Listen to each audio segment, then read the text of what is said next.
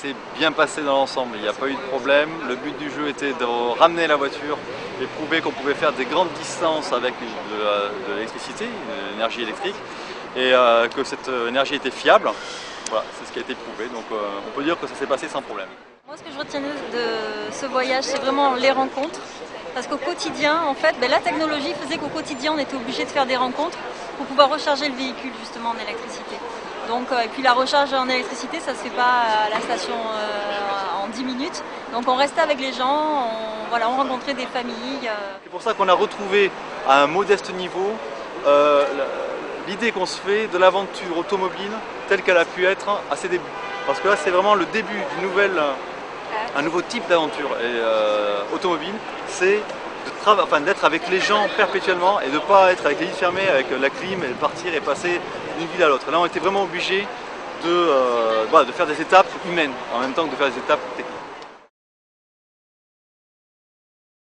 Les gens avaient des pannes d'électricité. Nous, on n'a pas eu de panne d'électricité parce que justement, on faisait en sorte de calculer au mieux les distances entre les villes pour pouvoir vraiment le soir accéder à une ville avec l'électricité. Donc en général, on y est toujours arrivé en tout cas. Même si parfois on arrivait dans des villes, on se rendait compte qu'il n'y avait pas d'électricité, du coup on arrivait quand même à pousser à celle d'après. Ce qui nous a fait faire d'ailleurs un record de distance, non voulu, c'était vraiment qu'on était obligé de progresser pour aller chercher l'électricité, notamment dans le désert de Gobi. Donc c'est pour ça qu'on a fait 430 km en une seule étape. C'est un record. Voilà. Dont on est très fiers. Qu'est-ce qu'il y aurait à améliorer sur la voiture électrique?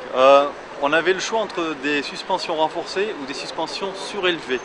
Le choix a été judicieux de prendre des suspensions renforcées. Ce serait génial si, pour les inventeurs, ceux qui travaillent sur les amortisseurs, ils pouvaient inventer des suspensions surélevées et renforcées à la fois, ce serait extra.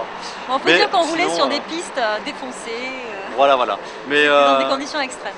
Sinon pour la voiture, elle a été nickel jusqu'au bout, elle nous a ramené, l'arrière de la voiture est rempli en fait de pièces de rechange qu'on n'a pas eu à utiliser, et ça déjà c'est un grand succès pour nous et pour la voiture. Alors ça c'est le côté psychologique qui marche. On sentait l'odeur de l'écurie, on se disait bon, Paris c'est le but final, donc on va à Paris.